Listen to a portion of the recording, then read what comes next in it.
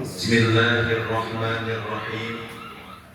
Alhamdulillah alladzi khalaqal mauta rahatan lil mu'minin. Wassalatu wassalamu ala imamil mursalin sayyidina wa maulana Muhammadin wa ala alihi wa sahbihi ajma'in. Amma ba'du, faqad qala Allah ta'ala fi kitabihil karim wa huwa asdaqul qailin wa'bud rabbaka hatta ya'tiyakal yaqin. Hadratul mukarramin, para alim, para kiai, para tuan-tuan guru, para hujjaj, para orang tua, tokoh masyarakat yang begitu banyak hadir pada kesempatan malam hari ini, mulai dari yang paling tua sampai yang paling muda. Mudah-mudahan guru-guru kita yang hadir semuanya panjang umur, sehat walafiat. Para sesepuh, tokoh masyarakat, wabil khusus sahibul bait, keluarga besar almarhumah wal maghfur laha Ibu Hajah Atmah binti Haji Sholihin. Mudah-mudahan seluruh keluarga yang ditinggalkan mendapatkan keikhlasan, ketabahan, kekuatan iman Islam dari Allah Subhanahu wa ta'ala. Amin ya Allah ya Rabbal alamin. Hadirin jamaah yang dimuliakan Allah, di dalam kitab Khuluqul Muslim, karya seorang cendekiawan muslim yang paling tenar, Al-Imam Abu Hamid bin Muhammad Al-Ghazali, beliau pernah bertanya kepada murid-muridnya. Pertanyaannya itu ada 6. Saya sampaikan 3 aja, sebab satu pertanyaan durasinya bisa 20 menit. Kalau 6 pertanyaan kali 20 menit, jumlahnya berarti 120 menit. 2 jam saya ceramah tahlil. Ini kira-kira pada kuat apa enggak saya ceramah 2 jam? Kuat, borok. Yang ngomong kuat borok agak bakalan ya Pak. Tahlil ke 2 jam, itu bukan dengan ceramah lagi, namanya itu orang gila ceramah. Imam Ghazali pernah nanya begini sama muridnya. Bahasa kampung kita gila, nggak usah pakai bahasa Arabnya. Taruhnya pakai bahasa Arabnya ini juga nggak ngerti kan, pakai bahasa kitanya aja. Begini bahasa kitanya. Wahai murid-muridku, apakah yang paling jauh, kata Imam Ghazali. Muridnya ada yang jawab, yang paling jauh itu adalah tengah laut. Yang paling jauh itu adalah planet. Yang paling jauh itu adalah gurun pasir, negara Cina, dan segala macam disebutin sama murid-muridnya. Kata Imam Ghazali, semua jawabannya benar, tapi kurang tepat. Yang paling jauh dari diri kita itu adalah masa lalu. Kenapa masa lalu? Karena kita tidak akan pernah bisa mengulang masa lalu, saudara.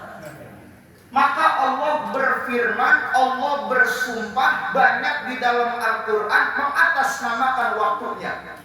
Wadduha, wasyamsi wadduhaha, wal laili idza yaghsha, wal fajri walayalin ashrin, wasyaf'i wal watr, wal asri. Banyak Allah bersumpah dengan nama-nama waktunya. Kenapa Allah bersumpah dengan nama-nama waktunya? Karena ternyata waktu itu begitu sakral, kita tidak akan pernah lagi kembali ke masa lalu, saudara yang dimuliakan Allah. Maka kalau Allah kasih kita kesempatan sekarang, apalagi kesempatan itu berbuat baik, jangan pernah kita sia-siakan. Kalau Allah kasih kita kesempatan buat ibadah, jangan pernah dientar-entarin. Kenapa? Karena kita nggak akan pernah tahu bagaimana esok hari buat kita. Kita nggak akan pernah tahu bagaimana masa depan kita. Dan kita nggak pernah tahu apakah besok kita masih hidup atau kita udah menghadap kepada Allah Subhanahu wa ta'ala. Maka Nabi pernah pesan sama kita, Dua nikmat yang banyak dilupain sama kebanyakan manusia. Yang pertama as-sihah, yang kedua al-farah. Pertama nikmat sehat banyak dilupain sama manusia. Yang kedua adalah nikmat waktu yang banyak dilupain sama manusia. Maka jangan pernah menyia-nyiakan itu, saudara yang dimuliakan Allah. Penyesalan di kemudian hari nggak akan pernah ada gunanya buat kita. Itu yang pertama. Manfaatkan waktu sebaik-baiknya. Apalagi itu kalau untuk ibadah, mendekatkan diri kepada Allah, jangan pernah disia-siakan. Yang kedua kata Imam Ghazali, wahai muridku, apa yang paling dekat dengan kita? Ada yang bilang yang paling dekat sama kita itu orang tua, yang paling dekat sama kita anak, yang paling dekat sama kita bini, yang paling dekat sama kita saudara. Kata Imam Ghazali, benar jawabannya, tapi kurang tepat. Yang paling dekat dengan kita itu bukan yang kayak begitu, tapi yang paling dekat dengan kita adalah kematian.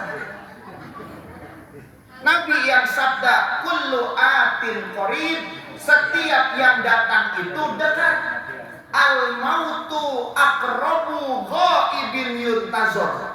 Dan kematian itu lebih dekat daripada apa yang kita tunggu.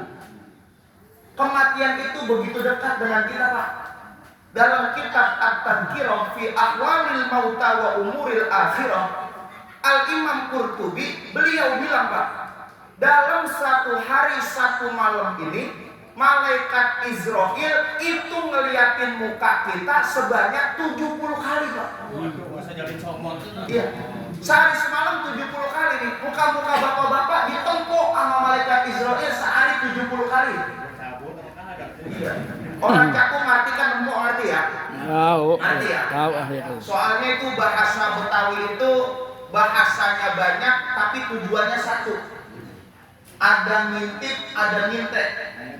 Kalau ngintip lobangnya kecilan, ngintek lobangnya gedean, kalau pala muat namanya melongo. Iya kan ya? Kalau muka ketemu muka namanya nempok. Bener gak begitu, Pak? Padahal sama-sama ngeliat tuh, cuman bahasanya beda-beda. Itu malaikat Israel sehari semalam ngeliatin kita 70 kali, Pak. Nempok terus? Iya. Kalau sehari semalam jumlah waktunya 24 jam, dibagi 70 kali, kurang lebih setiap hari malaikat Israel ngeliatin kita 21 kali, saudara yang dimuliakan Allah. Maka jangan macam-macam hidup di dunia ini, Pak. Jangan macam-macam. Jangan Bapak beranggapan umur muda masih panjang, belum tentu. Yang muda belum tentu umurnya panjang, yang tua belum tentu umurnya pendek. Sakit belum tentu besok mati, sehat belum tentu besok hidup. Ada orang yang sakit bertahun-tahun sampai dinarik kagak mati-mati dia. Ada nggak yang begitu, Pak? Ada. Ada orang yang kagak pakai sakit lagi, Pak. Pagi dia berangkat kerja ke Jakarta, begitu nyampe stasiun Bekasi ditabrak sama kereta, mati tuh. Kagak pakai sakit, kagak pakai tua, masih sehat badannya, masih muda umurnya. Kalau Allah udah tentuin ajalnya, nggak bisa mundur, nggak bisa maju waktunya, Pak. Tuh kemarin belum lama kan di Bekasi Timur, Pak ya, yang ditabrak kereta berapa puluh orang yang mati itu, Pak. Pulang kerja lagi sehat, lagi gagah, masih muda-muda. Kemarin tuh ditabrak kereta. Yang kita gedenya kan menteri kemarin ngomong begitu, orang laki nanti naik keretanya harus di belakang, yang perempuan ditaruh di tengah-tengah. Lah emang kita orang lakinya waktu kita ada 3 kali ya. Jadi kan mau di depan mau di belakang, ditabrak kereta mati-mati gitu kan. Mau aneh-aneh aja nih. Negara kita udah aneh-aneh aja. Kita kata dablok ya, sekolah dia marah. Kita kata agak dablok ya kalau ngomong nyakitin hati rakyat mulu, Pak. Ya Allah. Tuh, makanya jadikan nasihat buat kita, Pak. Kita juga pasti bakal sama kayak almarhumah. Kita juga pasti akan mendapatkan yang namanya kematian. Dan kematian itu begitu dekat dengan kita, saudara yang dimuliakan oleh Allah Subhanahu wa Ta'ala. Maka kata Nabi, kafa bil mauti wa'izah. Cukup bagi kalian mati itu adalah nasihat. Nasihat buat kita yang masih pada hidup, biar kita memperbaiki hidup kita, biar memperbaiki iman takwa ibadah kita sama Allah, biar kita memperbaiki hablum minan nas, itu harus perbaiki. Karena kita nggak akan pernah tahu Pak, kapan kita mati. Yang tua bisa jadi belakangan, yang muda bisa jadi duluan. Yang sakit bisa jadi belakangan, yang sehat bisa jadi duluan kan. Kita nggak akan pernah tahu karena mati itu adalah rahasia Allah Subhanahu wa Ta'ala. Mati boleh tiba-tiba datangnya, tapi bekal kita untuk menghadapi kematian nggak boleh tiba-tiba kita nyarinya Pak. Al-mautu yang baghtatan, mati datangnya tiba-tiba, nggak pakai WA, nggak pakai ngabarin mereka Israel atau nyampe aja sama kita Pak. Iya kan? Kalau dikabarin kita nggak bisa tidur Pak. Misalnya dikabarin nih, RT Ali misalnya. Iya. RT Ali besok jangan kemana-mana jam 10 pagi ya. Emang apa? Malaikat Israel mau datang ke rumah. Kira-kira RT Ali bisa tidur nggak Pak? Lah kagak bisa. Yang ada di Masjid Al Hidayah nggak kuat-kuat di dalam. Dia sembahyang apa aja, dia zikir, wirid apa aja. Bawaannya beringsang. Iya, bawaannya beringsang, agak enak makan Pak. Makanya dirahasiain sama Allah supaya apa? Supaya kita hidup di dunia ini enak begitu Pak. Kalau kita pada tahu nggak enak makan, nggak enak kerja, nggak enak begaul, panggilan begini juga nggak bisa diam kita Pak. Kalau tahu besok kita bakalan mati, makanya dirahasiain sama Allah Subhanahu wa Ta'ala. Mati boleh datangnya tiba-tiba, tapi bekal kita untuk menghadapi kematian nggak boleh tiba-tiba kita nyarinya. Nih Pak, buat nutup ceramah nih Pak. Kan sekarang bulannya bulan Zulhijjah, bulan haji ya.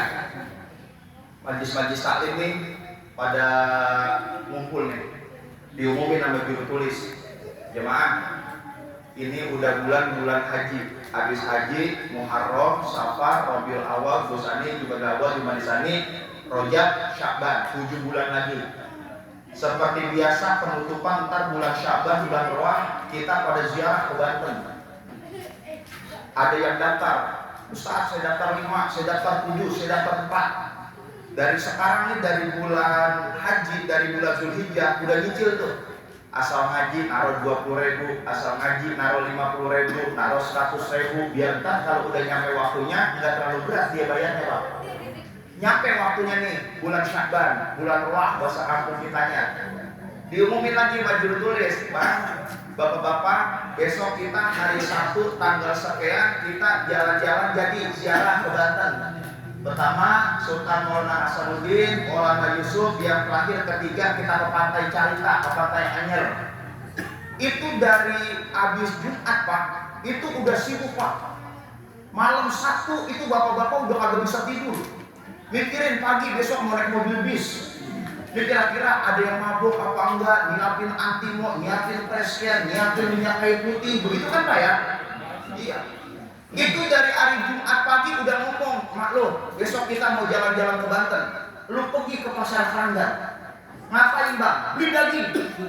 Buat apa? Ntar kita empal, kita dendeng tuh daging. Soalnya kalau digoreng, didendeng, diempal itu busuknya, dasinya rada lama dia. Beli daging 2 kilo. Yang duitnya rada dikitan, dia beli ayam. Yang duitnya rada dikitan lagi, belinya ikan teri sama kacang. Yang duitnya kagak, akal doang banyak, ngomong sama bininya begini, mak lo masak nasi aja udah, entar ngomong minta yang masak di sono gitu. Ada yang begitu Pak? Wah ada, itu namanya orang akalnya banyak itu.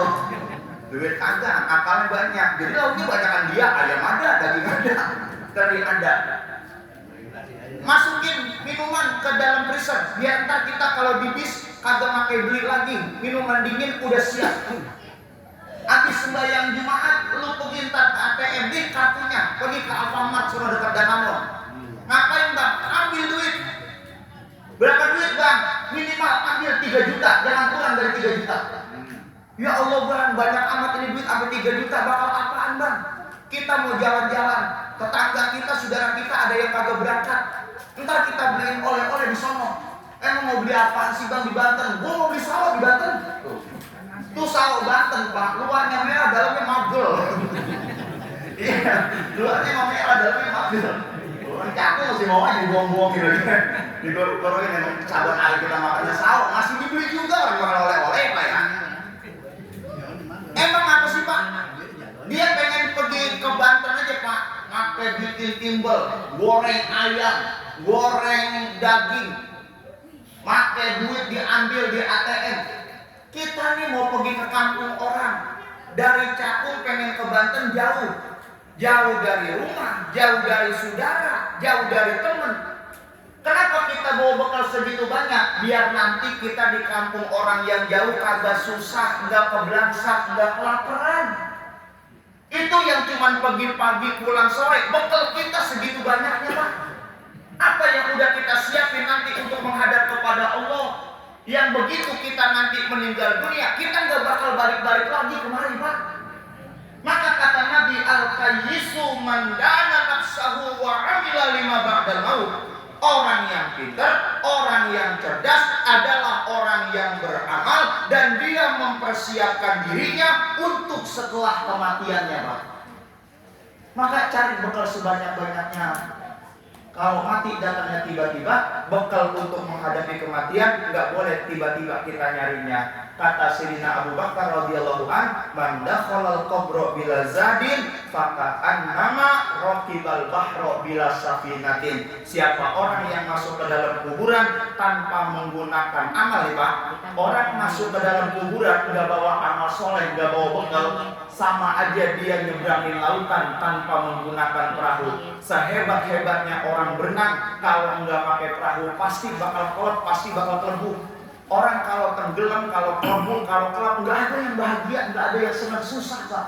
Begitu orang yang masuk ke dalam kuburan tanpa membawa amal soleh. Maka saudara yang dimuliakan Allah, jadi ini nasihat buat kita semua agar kita nanti ketika menghadap kepada Allah mati dalam keadaan husnul khotimah, dan mudah-mudahan kita semua memperoleh bekal yang sebaik-baiknya untuk menghadap kepada Allah Subhanahu wa taala. Amin ya rabbal alamin. Dan buat yang saya sampaikan, maafin kurang lebihnya.